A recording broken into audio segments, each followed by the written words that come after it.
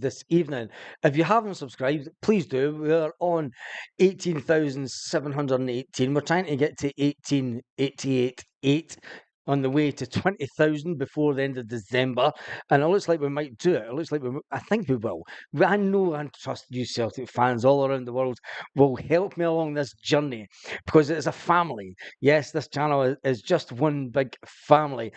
Then talking about families, before we talk about Celtic, yes, I am going to talk about Celtic tonight, and there's going to be a little bit meltdown material. Yes, there will be meltdown material because, let's face it, I mean, they are the gift that keeps giving, and they are still giving. But before we do that, we're going to jump comment section and see who's all on the channel tonight. See what lovely people are on the channel already. And Desmond Donnelly says you better take the dog out. John Cullen's in the house. Peter King's in the house. Carly's in the house. John End's in the house. Liam Miles in the house. And I don't know, having a conversation. Paul Baird is in the house. Daniel Duffy's in the house. Richard Smith. Stevie Boy, evening bars and troops. I think I need to go to the doctors to take the smile removed from my jaws. Are killing me. If you're not walking about with a smile just now, there must be something seriously wrong. And if there is something seriously wrong with you, I hope that you're okay. And I mean that because it's a wonderful time to be a Celtic fan. And if you are a Celtic fan that are going through troubles, please reach out and seek some help. And if you're a Celtic fan that's enjoying this, what a time to be alive, isn't it? It's like 2012 all over again. Just maybe not as good as 2012, but anyway. John is in the house. Great day on site today. I bet it was John. I bet Kev had a smile on his face. I've not even spoke to him this weekend. I'm sure I'll speak to him this weekend, though. Alistair Laidlaw's in the house. James is in the house. David Bell's in the house. Michael Sinclair says, hail, hail, Bazza Boy. Hail, hail, you, Michael. And Mr. Quinn is in the house tonight. Tony's in the house. All my peoples and my favourite people, Carly says. Michelle is in the house, evening Baz and fellow Tims. And Stephen, I've never seen Stephen's comment yet, so I don't know if he's in there. Baz is freaking excellent. Yes, it is. It is an excellent time to be a Celtic fan. And there's currently over 171 viewers already. What's going on with the stats? Analytics. There we go. Something wrong with YouTube tonight again. And 36 thumbs up. There we go. The stats have decided to join us. Make sure you give the video a thumbs up. I'm loving the fact that we're achieving our goals when it comes to thumbs up.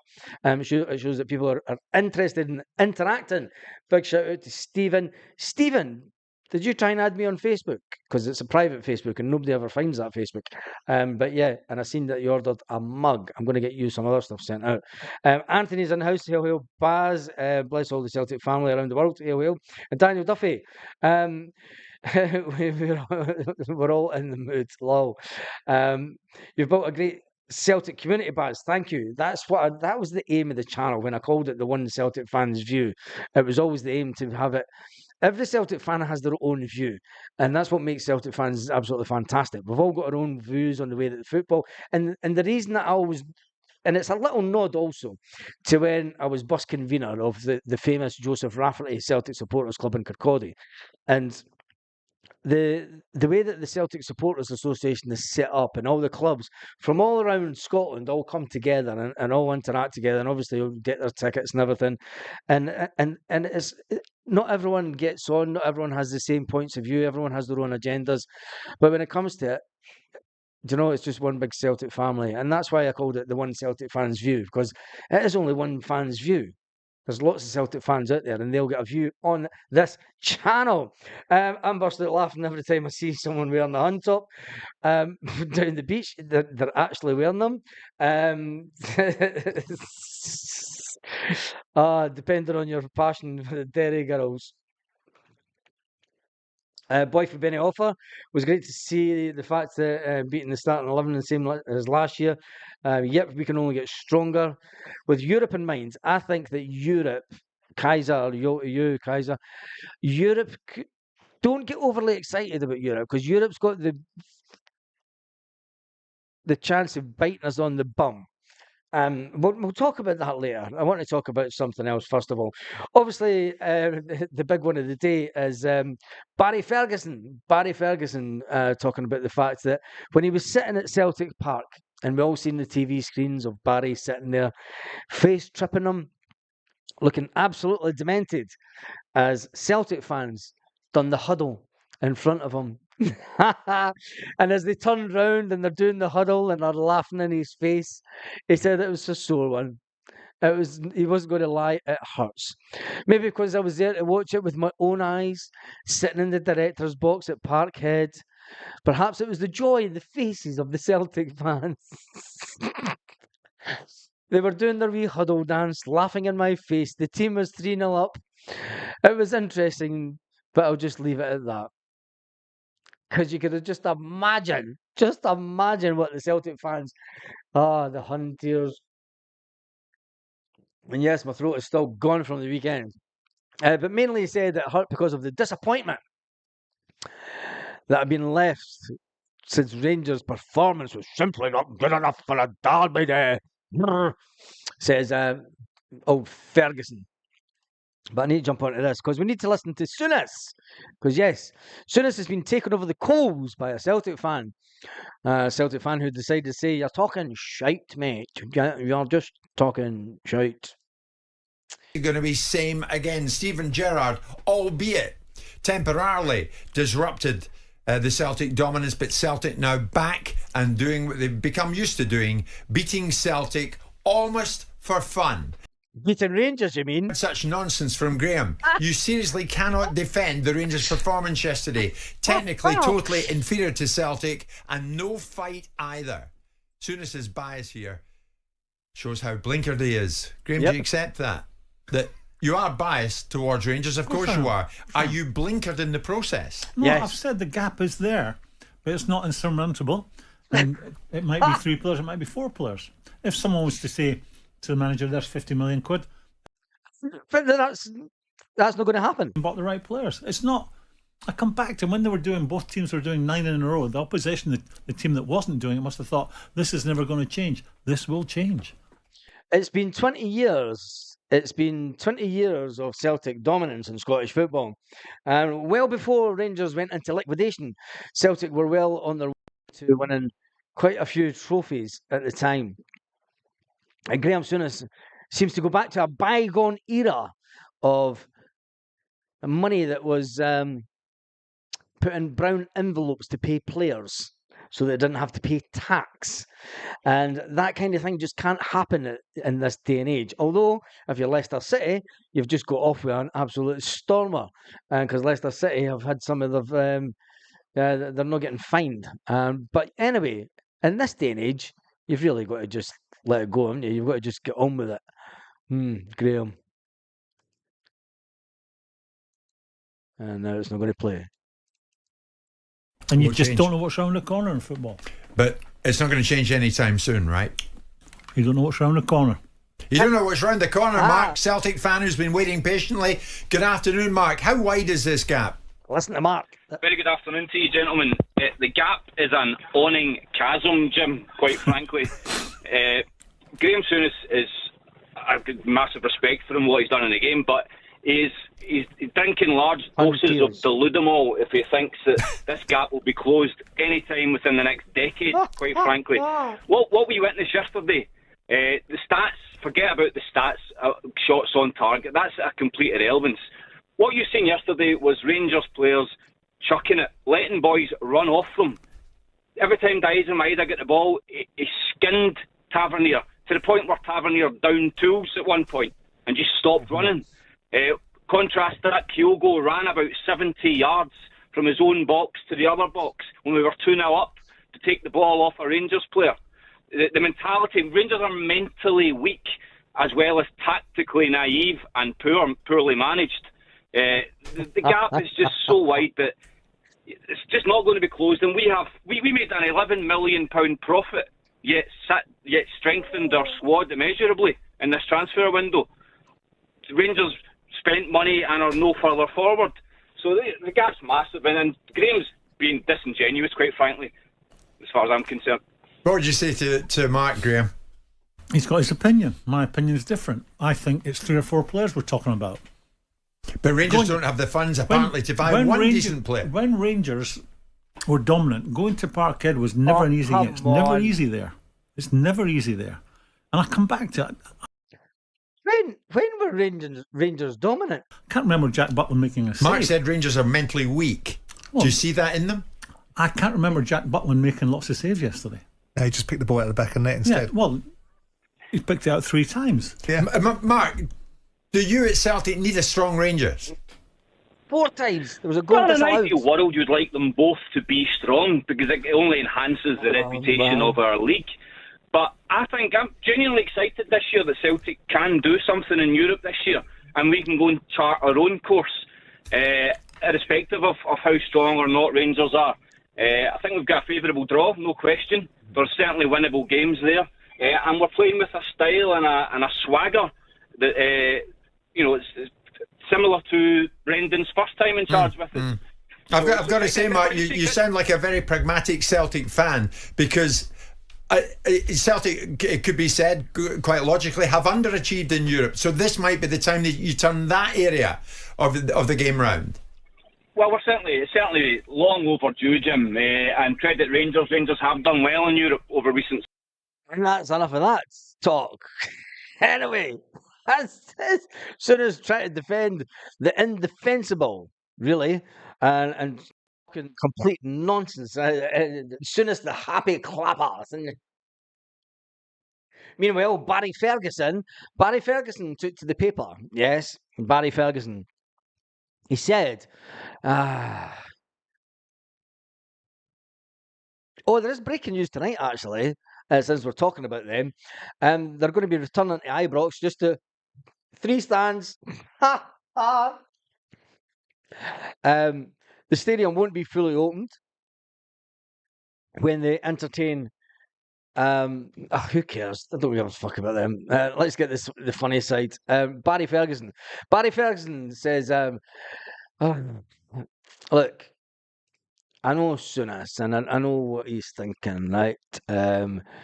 But Ferguson says, on the evidence of the game, there's certainly a big gulf. It's not a gap, it's a gulf, says Barry Ferguson. The look on the ex-manager's face, he says, look, there's 12 players out the door at Rangers, and there's 12 players through the door. So to say it's a revolving door would to be saying, and rightly so. Yes, it's going to take a bit of time, says Barry Ferguson, but the game, the strength, the depth that Celtic have got, you could just see the quality, and we've no got that. I have no complaints, says Barry Ferguson. They are the better team. They are the better team, in my opinion. They won the game. When Celtic get into the final third, they consistently have a threat, as we don't. And so that's disappointing. Tav's not said it, so I will. When Kyogo got the goal and caught offside, you've got to learn for that. The guys in VAR done a great job for us, and I think that we had to applaud them for that. And I'll go down the lodge tomorrow night and tell them that it was fantastic, but we just weren't good enough. And is there anything else that they could do in VAR to try and stop Celtic? What happens with the Dyson goal? Well, it's a carbon copy. It is a carbon copy, but there you go. We never learned. And the Celtic score many goals like that every game, really, and we can't learn. That was Barry Ferguson morbidly talking about the game. And I don't think there's a big issue, actually, because when you look at it, right, when you look at the SPFL table, for a new club, when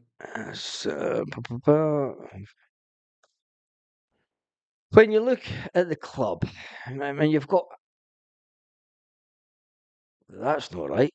The BBC got that wrong. When you look at it, a new club that's only 12-year-old, they have won they got lucky and they won an SPFL title, and when there was no Celtic fans, but they're sitting there in 4th. They're fighting it out with Motherwell, Dundee. St Mirren get a wee win, wee nudgy win there. Maybe St Mirren can overtake them, and they might be lucky if they stay in the top 6 this season. So hats off to Clementine, to the big ogre, to Big Phil, who's no longer called Big Phil with the Rangers fans, as they currently sit and sit in fourth position, 4 games into the season. A lot of them have chucked it already. They've drawn their first game of the season. They got a wee win, and then they got an epic win where they thought, "Oh man, that's it." Well, it's Ross County. Ross County, who are sitting on 2 points this season, and are third for the bottom with Hearts and Kilmarnock. And I still hope and pray to God, and I think that every Celtic fan will follow me on this one. And wouldn't it be a glorious, absolute glorious end to the season if Kilmarnock and Hearts are in the bottom 2 and Rangers finish 7th in the league? What a momentous day on paradise, this planet that we call Earth. It would be absolutely fantastic. It would be better than 2012. It would be absolutely better than 2012. And when I think about it, if those two were to go down, right? If Kilmarnock was to go down automatically, right? They're bottom now. They're on minus 9 goals, right? So I'm taking them as favourites.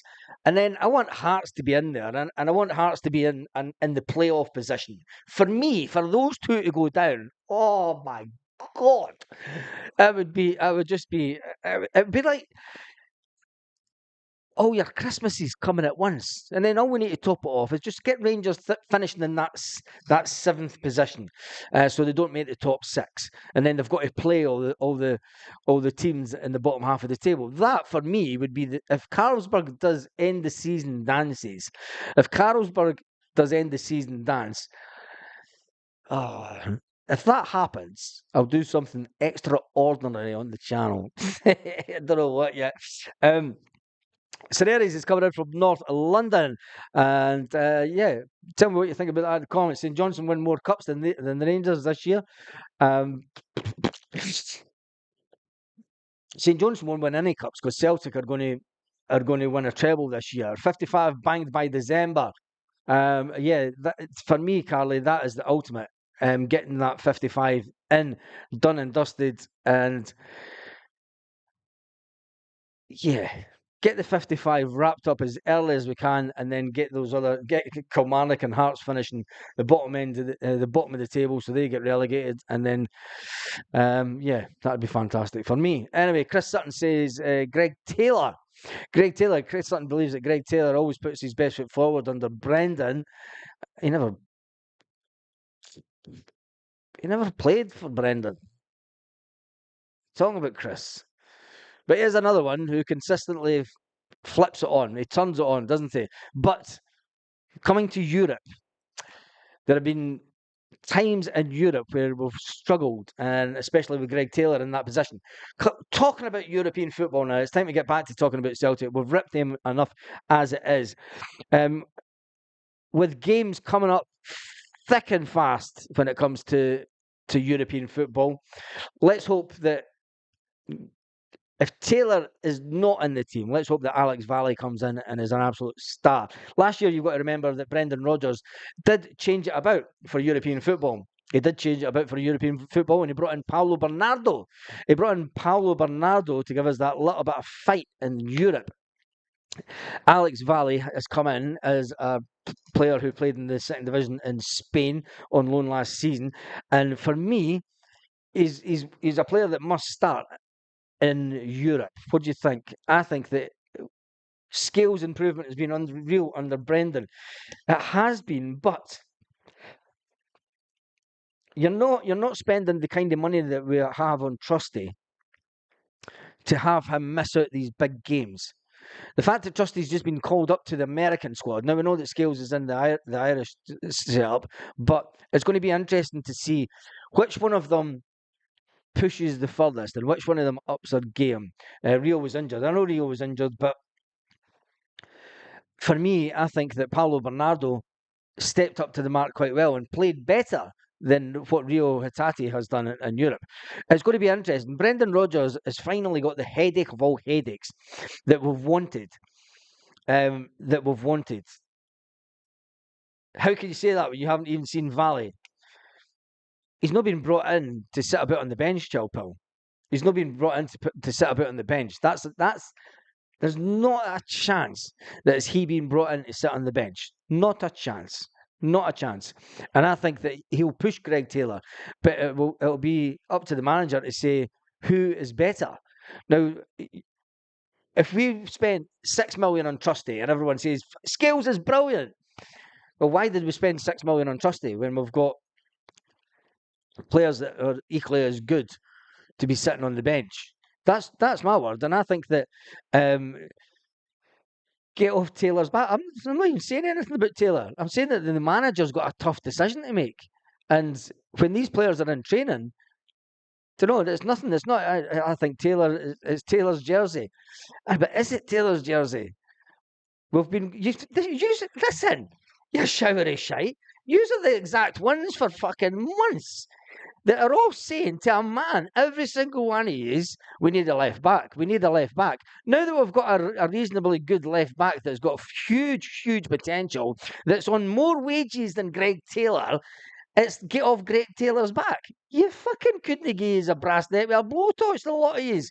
Yous are all the ones that were saying, we need a left back, we need a left back. Now that we've got one in, now that we've got a left back in, you shower of shite, it's get off Taylor's back, he's fucking brilliant. Get off Scales' back, man. Baz, you're a fucking mental case. Get off his back, man. I can shut it, Carly, shut it. No way, I love Taylor. Oh, Jesus, because you wouldn't have shut it if they never. Anyway, right. They were all excellent.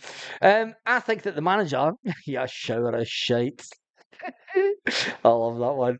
Get Greg Taylor off silence, Baz. Anyway, right. I think the manager has got a massive decision to make. A massive one. Because you're not bringing, who does he leave out in midfield, right?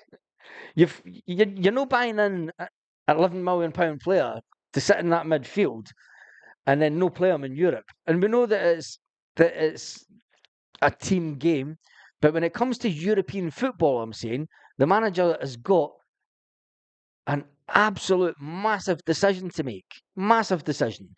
And if you've got any aspirations to buy this young Barcelona football player, because you were all moaning, every one of you were moaning, oh, there's no option to buy. There's no option to buy. 13, 12, get in there. That's the viewers that are on just now. It's just changed. 13, 36. Hatate gets dropped. Why Hatate? Why Hatate? Why Hatate? Do you know what I mean? Oh, jeez, Baz, one of your members is wanting a bunch of flowers and a handshake just for being a member. Okay, what you'll get for that. Anyway, Baz, Celtic signed Robski and Lagerbielke to replace Liam Scales. Where are they now? And they spent 7 million on them. So are we just going to, right then, Willie, are we just going to keep on spending ridiculous amount of money on players to then sell them on at a loss the next season? That's not very Peter Lowell-esque, is it? You've got to remember as well, the two players that you're talking about were brought in under the previous regime. They were signed off by Brendan Rodgers, yes, but they were all earmarked by the club and by the previous manager. And when the new manager came in, when Brendan came in, he's like, they're not good enough for Celtic. They're nowhere near good enough for Celtic. Nowhere near good enough. Trusty and Valley will definitely be in versus Falkirk. I don't think that the Falkirk game is where you want to play them. I think we need to get them in there. And Brendan will want to make sure that these players can make a difference to the team. Brendan said that. He's bringing players in that can... Listen to what the manager says. Right? The manager wanted to bring in players that can make a difference to the team. If that means dropping Greg Taylor, well, fucking happy days. Do you know what I mean? The manager's called it right. But because I'm suggesting it, I'm getting told to wished. Anyway, I'm going to the ticket office tomorrow and get my Celtic Cup tickets. Trusty and Valley will play plenty of games. Yeah, they will play plenty of games. Scotty Boy says, I think that Valley will push Taylor to his ceiling and then take the spot by Christmas. Taylor has come on absolutely fantastic since he came from Kilmarnock, right? You've got to remember, a lot of you guys in this comments And I can remember yous, right? Yes, shower of shite. I can remember yous all saying we need Reddy Taylor. He's not Celtic standard. But all of a sudden, Greg Taylor's some kind of mythical character out of La La Land that cannot be taken out of the team because a young guy from Barcelona has turned up and might actually be a cracking football player. One that's better than Greg Taylor. What if Alexandro Bernabe had lived up to the expectations and coming in from Argentina and been a fantastic player? Would we all be moaning about the fact that Greg Taylor's been dropped? I don't think that we would have. Scales for president, says Kaiser. Scales for president. And yeah, the Champions League package is just under 200 quid, as I thought. Anyway, I joined the membership. Stuart Carey says, I've joined the membership. I think, where are the perks? No, you haven't, Stuart. You haven't joined the membership. Because there should be a little thing next to you. So you've not joined the membership. So stop being a fud. Not an enemy to take it. Taylor ups his game whenever he needs. Whenever he needs isn't good enough. I think that Taylor needs a new bumper contract, says Chilpill. I would move Taylor into Hatate's position. Right then, what about the £11 million midfield player that you just bought then? There's all these permutations that, I mean, you're saying move Taylor to here and here. We've just spent good money on players that can fill those positions. And I'm not by any means saying that it's Taylor's time is up at Celtic. No, it's not. All I'm saying is that the manager's got what a fantastic position to finally be in as Celtic manager, to have a squad of players that are pushing for those first team positions, that can make a difference coming into games. That's what I'm saying. So anybody thinking that I'm having a go at Taylor is just fucking whinging, aren't you? They're just whinging. Anyway, how many subscribers have we got tonight? I've got 18,720. 18,720. Let's listen to a bit more of Souness, just to shut you up. Fucking hell, you're all at it tonight, aren't you? Let's see what One more thing before I go. So confident am I of the gap between Celtic and Rangers that I'm willing to place a charity bet with Graeme Souness right now for the charity that he supports, for that wee girl with the horrible illness. I will bet Graeme £50 that Aberdeen finish above Rangers this year. There you go. You take that bet. You're on. But regardless of that, a perfect time. Thanks for bringing that in. We're doing another. What's this chap's name? That's Mark. Mark. Thanks for bringing that up. This weekend we're doing another challenge. Two kills. Anyway, Aberdeen to finish third. I think Aberdeen will finish third. What do you think? Let me just jump back onto this screen. Jump out. I want to hear. No want to hear Souness. Free 18 months membership for Sky 1888.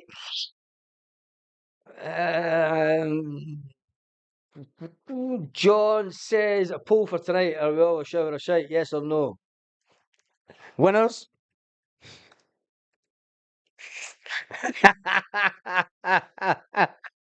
There you go. Anyway, there are 18 and 90 players. What's the manager will use this season? Getting ahead of yourselves, guys. Not even kicked a ball yet. Yep. Second that man.